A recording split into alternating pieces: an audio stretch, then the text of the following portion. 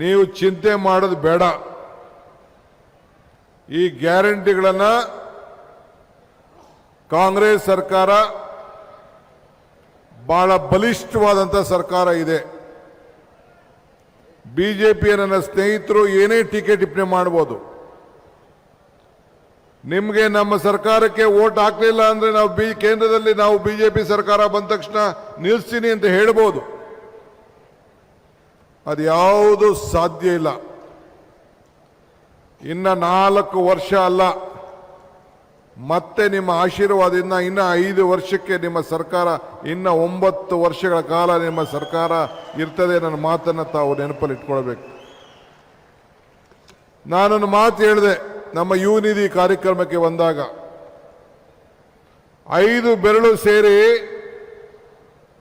ಕೈ ಮುಷ್ಟಿ ಆಯಿತು, 5 ಗ್ಯಾರಂಟಿ ಸೇರಿ ಕೈ ಗಟ್ಟಿ ಆಯಿತು. ಇದನ್ನ ನೋಡಿ ಇವತ್ತು ಯಾಕೋ ಬಿಜೆಪಿ ಫ್ರೆಂಡ್ಸ್ ಬರಲಿಲ್ಲ. ಅರಳಿದ ಕಮಲ ಉದುರು ಹೋಯಿತು. ತೆನೆ ಎತ್ತ ಮಹಿಳೆ ತೆನೆಯನ್ನು ಎಸೆದು ಈಗ ಕುಮಾರಣ್ಣ ಕಮಲ ಹಿಡ್ಕೊಂಡು ಹೋಗಿದ್ದಾರೆ. 5 ಗ್ಯಾರಂಟಿ ಸೇರಿ ಕೈ ಗಟ್ಟಿ ಆಯಿತು. ಕರ್ನಾಟಕ ಪ್ರಬುದ್ಧವಾಯಿತು, ಕರ್ನಾಟಕ ಸಮೃದ್ಧಿ ಆಯಿತು. ಇವತ್ತು ನನ್ನ ಸೋದರಿಯರು ಸ್ಟೇಜ್ ಮೇಲೆ ಹೇಳಿದ್ರು, ಕಾಂಗ್ರೆಸ್ ಸರ್ಕಾರ ನುಡಿದಂತೆ ನಡೆದಿದೆ ಅಂತೇಳಿ.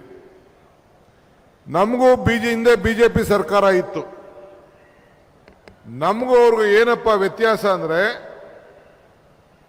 ಅವರು ಬದುಕಿನ ಮೇಲೆ ರಾಜಕಾರಣ ಮಾಡೋದಲ್ಲ, ಭಾವನೆ ಮೇಲೆ ರಾಜಕಾರಣ ಮಾಡ್ತಾರೆ.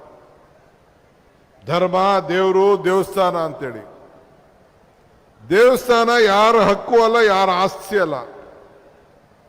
ನಮಗೂ ನಿಮಗೂ ಭಕ್ತಂಗೂ ಭಗವಂತನಿಗೂ ವ್ಯವಹಾರ ಮಾಡಂತ ಸ್ಥಳ ದೇವಾಲಯ. ಏನು ರಾಮ ಮಂದಿರದ ಮೇಲೆ ಬಹಳ ದೊಡ್ಡ ಪ್ರಚಾರ ಮಾಡಕ್ಕೆ